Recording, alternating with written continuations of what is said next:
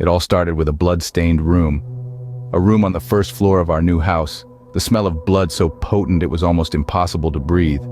The sight sent my brother and me into a fit of coughing, forcing us to leave the room and heed our father's orders to clean the mess.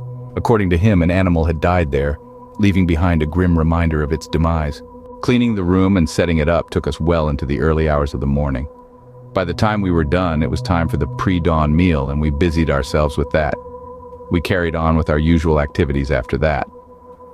I was a university student at the time, engrossed in my studies while my father went to work. The women of the house, my mother and sisters, busied themselves with their daily chores. The eerie events began that night. My mother woke up screaming, claiming that someone had dragged her by her foot. My brother and I, who had rushed downstairs at the sound of her screams, were baffled. We had been in our room the whole time. Despite our assurances, my mother was adamant that she hadn't dreamt it. Our father dismissed it as a figment of her imagination, and we all went back to sleep, though not without a sense of unease. The strange occurrences didn't stop there. The next night, my younger sister shrieked from the rooftop, claiming she had seen something terrifying.